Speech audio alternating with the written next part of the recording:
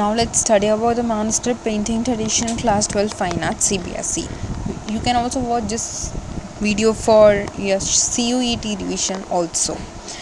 Now let's study about the introduction part of this chapter.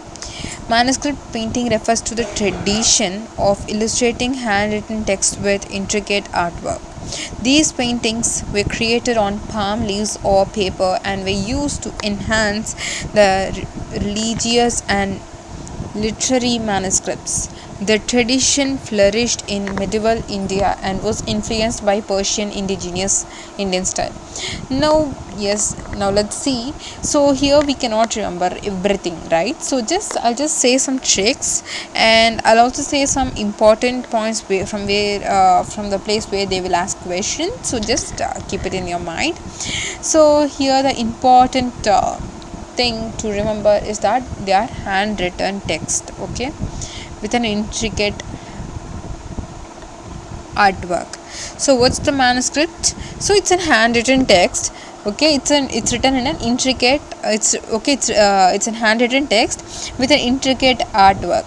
These paintings were created on the palm leaf. So this is also an important part. They are created on palm leaves or paper. So they are used to enhance the religious and literary manuscripts. Next is the tradition flourished during which period? Yes, it's none other than the medieval period and was influenced by Persian and indigenous Indian style. So the things which I have highlighted, all those are important. Next comes the key feature of this. So key feature mainly we're talking about the materials used, style, themes, perspective, gold and silver embellishments. So as we look into this materials used, natural pigments, minerals and plant extracts are the materials used in this painting. So please don't get panic or don't get confused.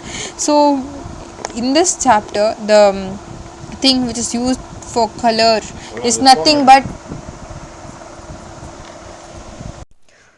for color will be the natural pigments, minerals and plant extracts only. The style, okay, the style which is used in this manuscripts are nothing but the miniature painting with fine detailing and vibrant colors. Here the important keyword is the fine detailing and the vibrant colors. Themes, it's nothing but the mythological stories, court life, religious narratives and nature. So please remember all these themes. You have to mug it up.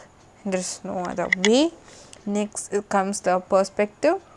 The perspective of this kind of manuscripts is nothing but the flat stylization with figures depicted in a symbolic manner. Next, the gold and silver embellishments. Manuscript paintings were enriched with gold and silver leaf or paint, adding a luxurious and decorative elements. So over here we are talking about the gold and silver embellishments. Here the important keyword is the gold and silver leaf or paint is used for this, and they will be giving a luxurious feel for us, and it's also known as a decorative element.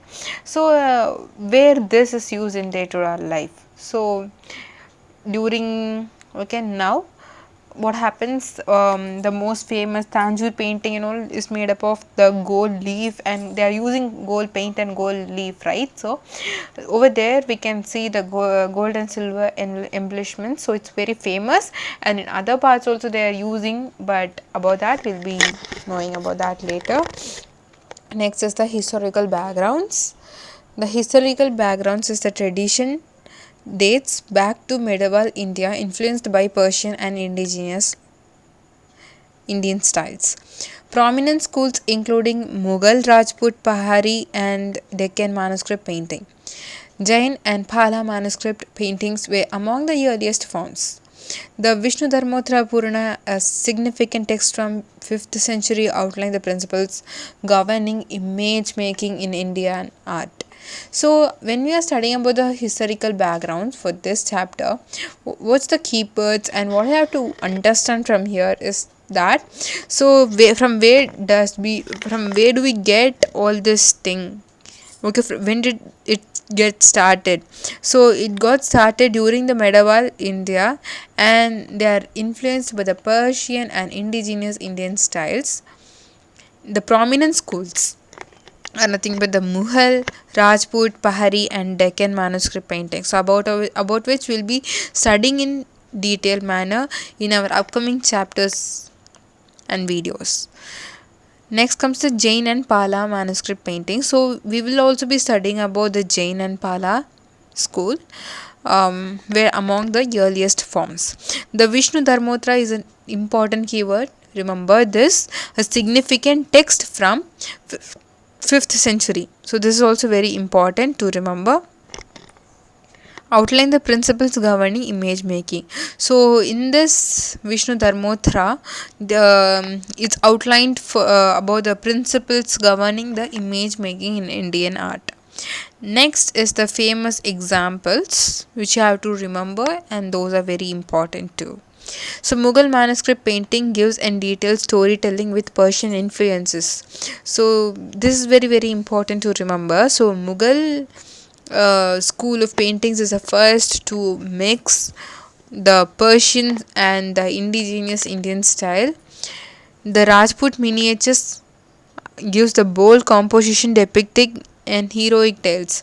Here it's written as Rajput miniatures, right? So here the answer will be about, here the keyword will be the heroic tales. Next is the Pahari and Deccan style. They are the unique themes with local influences. Local influences means Pahari and Deccan styles. Jain manuscripts is often it's often related to the wealthy merchant. Okay, so the Jain manuscript often depicted religious themes and were patronized by wealthy merchant classes. Prominent artist, so this is very important. The Farooq Beg and Manohar. Who is this Farooq Beg? He is known for his artwork, his work in Deccani Sultanates. Manohar influential in blending Persian and Indian styles. So this is one of the important PYQ I even came across this. So Manohar is influential in blending Persian and Indian styles. Evolution over time.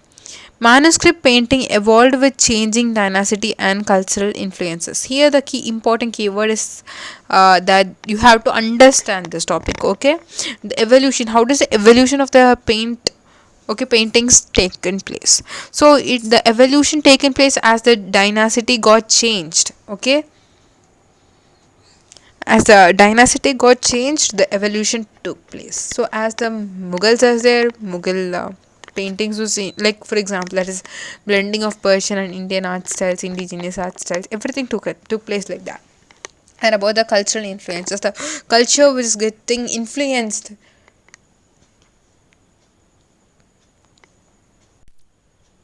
will be getting evolution. Will be getting evaluated in a particular place. Then comes the introduction of the paper letter, the more refined techniques. So as the artists are painting in an palm leaf, everything, as they get the paper, the more they discovered the more techniques to paint, more styles of painting in and paper. So that led to that's the thing they have given. The introduction of paper led to more refined techniques. Gold and silver embellishments became common in later works. Yes. Manuscript illustrations were methodically conceived in thematic scenes, often stored in bundles in royal libraries. Yes, they are stored in the libraries. Next comes the preservation challenges. So what's the reason to preserve an art? What's the reason to preserve in painting? So it's just to preserve the things what they have painted in our early times, right? So the preservation challenges, what are the challenges we are facing while preserving and painting or an artwork? is the thing we are going to study now. The manuscript paintings face in degradation due to their physicality and vulnerability to elements like humidity and fire.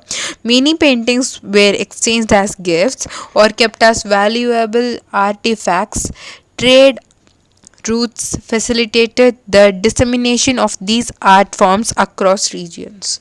So by these 3 points, what we can understand is that the manuscript painting faced many degradation things, right? So due to their physicality, if you are going to throw a painting, what will happen? The painting will be getting damaged. So because of that, then because of humidity, if it is in watercolor painting or if it is an oil painting, etc., it will be getting damaged because of the humidity and also because of fire. But there are some kind of paintings where for example spray painting, where we will be using fire, okay, to dry it up, right? So there are different types of paintings and different types of techniques to paint, and there are different methodology for them, so you have to understand everything, right? Next, many paintings were exchanged as gifts. So when you have completed a painting, if you gift it to somebody else, then they will be keeping it as will be keeping it as very safely, so the painting will be getting preserved, right? Next, the trade routes facilitate the dissemination of these art forms across the region. Thank you.